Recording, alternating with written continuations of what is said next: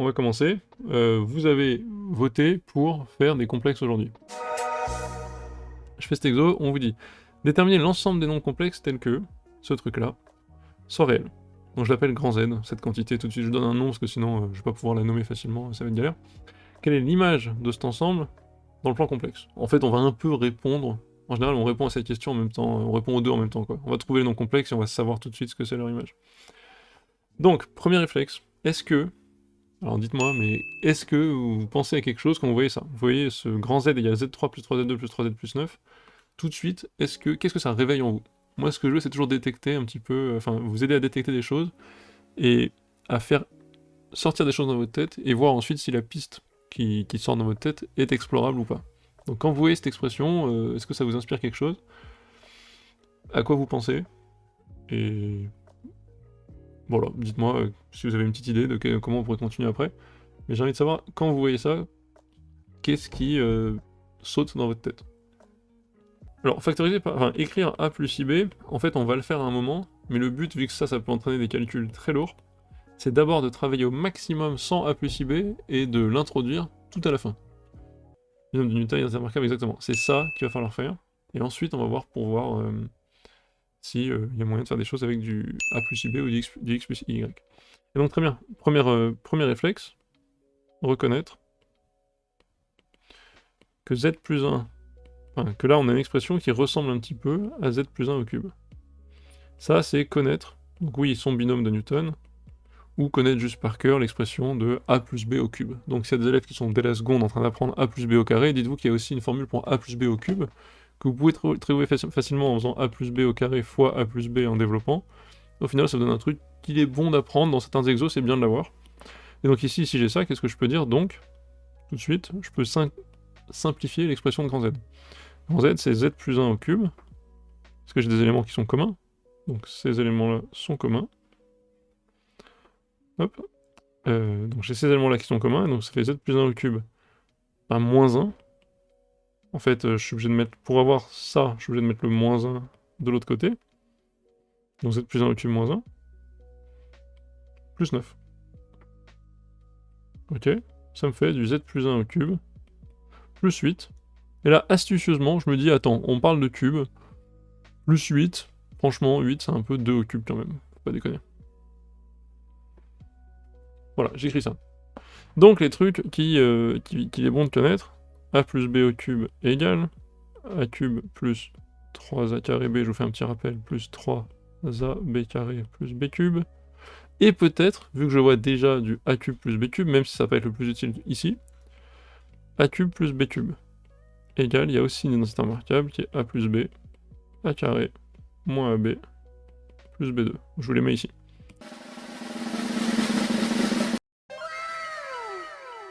T'es au lycée et tu galères en maths? T'aimerais bien faire pause sur le prof, revenir en arrière et réécouter le truc qu'il a expliqué? Bah maintenant, c'est possible avec Studio. On a fait plein de vidéos avec des profs jeunes, dynamiques, efficaces, les meilleurs du pays, où tu peux comprendre les notions, prendre ton temps et même te tester avec des QCM, réviser avec des flashcards. Essaye Studio, tu verras, c'est fait pour toi. Donc, moi on me dit j'ai grand Z qui vaut ça, et maintenant je vais dire grand Z appartient à R. Comment on traduit l'appartenance à R de grand Z, à votre avis? Alors il y a plusieurs manières. Déjà, il y a quelque chose que j'ai remarqué dans ce que vous avez dit qui est pas mal. J'aime bien, Abdel Jalil, la factorisation par Z plus 3. Celle-là, elle me plaît. Je sais pas si elle pourrait être utile, mais j'aime bien le fait que tu aies pensé à ça. C'est vrai qu'on pourrait factoriser tout ça par Z plus 3, c'est très bien. Alors les gens, vous me dites, Z égale Z bar, c'est exactement ce que je vais faire. Partie réelle de Z égale 0, attention, c'est le contraire. C'est pas partie réelle de Z égale 0, c'est partie imaginaire égale 0. C'est ça, donc partie imaginaire égale 0, c'est très bien. Mais ce que je vais faire, c'est si à ce moment-ci, Z égale Z bar. Parce que c'est pas une méthode qui est toujours spontanément lancée par les élèves, et bah, je l'aime bien. Donc on va voir ce que ça donne. Z égale Z bar, ça revient à dire im de Z égale 0, parce que im de Z, c'est Z moins Z bar sur 2. Je rappelle, im de Z... sur 2i d'ailleurs. Hop, je dis une bêtise un peu trop rapidement. Et voilà. Z moins Z bar sur 2i. Donc, si im de Z égale 0, j'ai Z égale Z bar, et donc c'est pour ça, c'est là que vient ce petit critère que je vous ai mis ici. Mais ça c'est parfait, parce que ça me donne quoi? Avec les propriétés que je peux avoir sur... sur les conjugués, ça va être assez simple. Hop. Hop. Donc je peux dire que c'est le conjugué d'une somme, c'est la somme des conjugués, donc ça c'est facile. Et ensuite je peux appliquer mes différentes propriétés en disant bah, ça me fait si et seulement si z plus 1 au cube, plus 2 au cube, égale z plus 1, bah, je peux rentrer la barre dans le cube, et ensuite vu que j'ai z plus 1, je peux faire z bar plus 1 le tout au cube, plus un nombre réel. Bar, ça reste lui-même, donc c'est vrai que là il y a un 1 bar, mais en fait le 1 je le mets même pas, et le 2 puissance 3 devient 2 puissance 3. Donc c'est cool parce que cette méthode me permet de me débarrasser déjà des 8, des constantes, et donc je vais m'en sortir. Donc là j'ai si et seulement si, z plus 1 au cube égale z bar plus 1 au cube. Ça c'est pas mal. Donc là je vais pouvoir faire une factorisation, donc il y a quelque chose que je vous ai pas mis ici, c'est malin, je vais donner une autre factorisation, il en manque une que je vais vous donner tout de suite, je descends tout d'une ligne, hop, qui serait utile quand même, c'est a cube moins b cube égale a moins b a2 plus ab plus b2. Hop.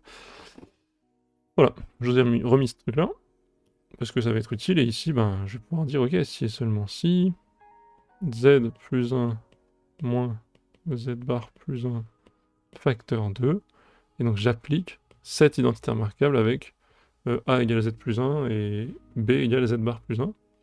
Donc ici j'ai quoi? J'ai z plus 1 carré, plus bah, z plus 1 fois z bar plus 1, donc en fait c'est un espèce de nombre conjugué fois lui-même.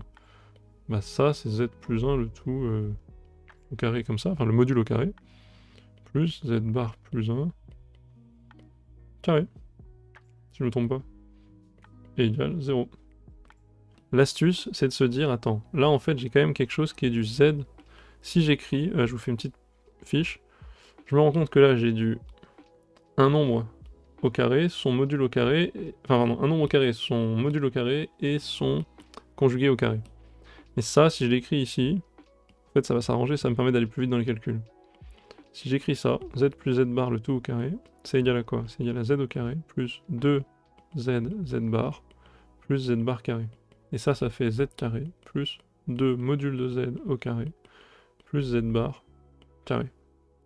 Donc ça c'est assez cool, parce que ici, on a donc la somme qui est là-haut qui vaut, enfin on a donc z plus 1 plus z bar plus 1 le tout au carré égale z plus 1 au carré plus 2 modules de z plus 1 au carré plus z bar plus 1 au carré. Voilà, c'est ça que je voulais utiliser. J'applique ce petit résultat à z égale z plus 1 et z bar devient donc z bar plus 1. Et je retrouve quasiment ce qu'il faut ici. Et donc, on a d'où z plus 1 carré plus z plus 1 module au carré plus z bar plus 1 le tout au carré égale quasiment le truc qu'on a au-dessus moins une fois le carré du module. Pourquoi? Parce que là il y en a deux, et là moi j'en ai qu'un. Donc je vois que c'est quasiment celui où il y en a deux, mais il faut que j'en enlève un pour être bon. Et donc, je pourrais dire à la fin, z appartient à R, si et seulement si, hop, z égale z bar, ça c'est ce qui vient d'ici, hop, ou, ici je vais introduire le z égale x plus y, et ça sera beaucoup plus efficace. Pourquoi? Ou, j'obtiens, ça c'est 2RE, 2Z plus 2, en effet c'est beaucoup plus efficace. Donc ça fait 2 fois x plus 1 le tout au carré égale x plus 1 au carré plus y2. Beaucoup plus efficace de le faire ici. Voilà. Et donc là on y arrive si et seulement si z appartient à R pour la première solution. Ou, là c'est cool, on a 4x plus 1 carré, donc il y en a un qui dégage. 3x plus 1 au carré égale y2. Si et seulement si z appartient à R. Ou y égale racine de 3 fois x plus 1, ou y égale moins racine de 3 fois x plus 1. Si je me trompe pas, c'est bien ça. C'était plus rapide, là j'ai failli tourner en rond, donc j'ai recommencé, j'ai repris. Voilà, ça c'est cool, ça me donne 3 droites, géométriquement. on a une droite z appartient à R qui est la droite y égale OX, quoi, l'axe des x. Et ensuite, vous avez une droite racine de 3x plus racine de 3 et moins racine de 3x moins racine de 3.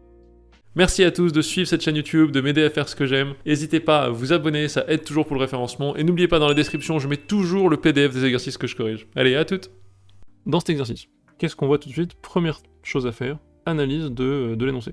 Quand je vois ça, je repère qu'il y a du carré, du 2i, du 2i.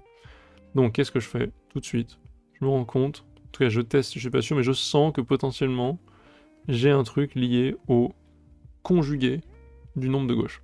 Donc j'essaie de calculer le conjugué du nombre de gauche. Ça, c'est z carré conjugué plus moins 2i conjugué égale z conjugué carré plus moins 2i conjugué c'est 2i.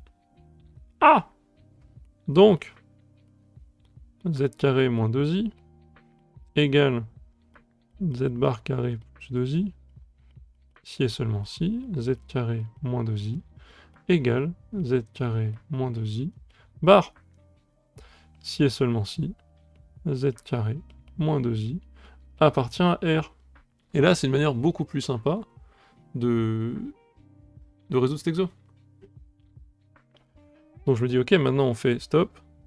Écrivons soit x et y, soit x, y, si je rédige bien, x, y, 2 réels, tels que... Putain, j'écris trop mal. Z égale x plus y. On a z carré moins 2i égale... Alors z carré c'est x2 moins y2 plus 2i xy moins 2i égale x2 moins y2 plus 2i xy moins 1. Super. Et donc, z, qu'est-ce qui se passe? C'est bon. Z carré moins 2i appartient à R, si et seulement si, xy égale 1, si et seulement si, y égale 1 sur x. Je peux écrire ça parce que si j'ai x fois y égale 1, je sais directement qu'aucun des deux n'est nul, donc je peux écrire ça. Et voilà, si et seulement si, z, enfin plutôt m d'affixe z, ou de coordonnées x, y, appartient à grand H. Le grand H, hyperbole, l'hyperbole canonique. C'est-à-dire l'hyperbole y égale 1 sur x. Donc les z qui dans le plan les m qui dans le plan complexe se baladent sur la courbe sont ceux qui vérifient ce truc-là.